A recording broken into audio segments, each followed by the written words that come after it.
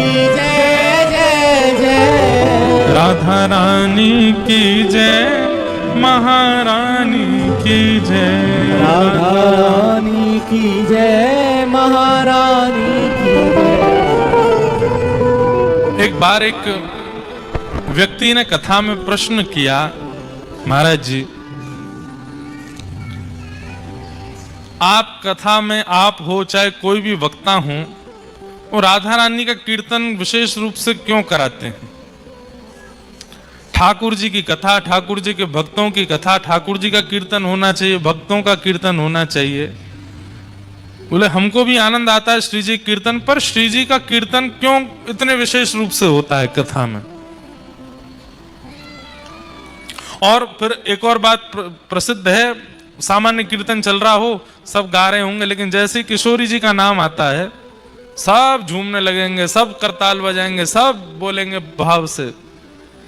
तो श्री जी के कीर्तन को इतने विशेष रूप से कथा में क्यों सुनाते हैं? तो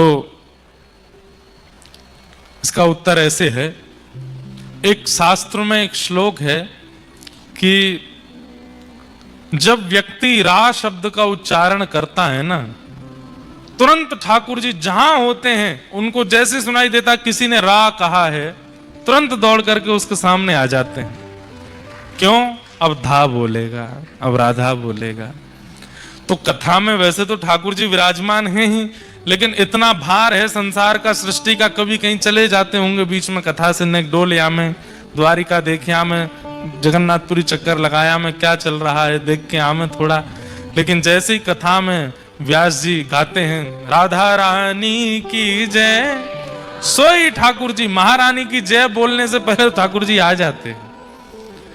और आप सबको जो ये ऊर्जा आती है, जो ये जोश आता है, जो कीर्तन में नाचते हैं, ये इस बात का प्रतीत है ठाकुर जी आ गए, इसलिए सबको खड़ा कर देते हैं। बोले बैठे हो, किशोरी जी को नाम उच्चारण है, अब बैठे हो। पर कई लोग तब भी बैठे ही रहते हैं।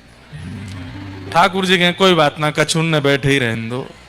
बाकी जो नृत्य करते हैं राधा नाम संकीर्तन में, ठाकुर जी उनकी भुजा पकड़ के ठाकुर जी उनके साथ नृत्य करते हैं। भैया कृष्ण नाम संकीर्तन में भक्त नृत्य करते हैं, महामंत्र संकीर्तन में भक्त नृत्य करते हैं, पर राधा नाम संकीर्तन में तो गोविंद नृत्य करते हैं, ठाकुर जी नृत्य करते हैं।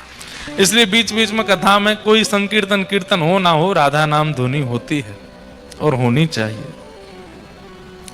श्री सुखदेव जी महाराज को किशोरी जी ने ही पृथ्वी पर भेजा है, क्योंकि ये सुखदेव जी किशोरी जी के ही सुख पक्षी हैं। उन्हीं को ठाकुर जी के कथा रस स्वादन गाने के लिए अब समय बहुत लग जाता है, मन में बहुत सारे प्रसंग आते हैं। सुख और सारी का एक संवाद आता है व्रज की लीला में। सुख और सारी लास्ट शायद हमने गांधी धाम में सुनाया था गुजरात में। सुख और सारी का संवाद बहुत सुंदर है, बहुत बड़ा है। उसमें बस इतना समझ लो होता क्या, थोड़ा सा बता देते हैं।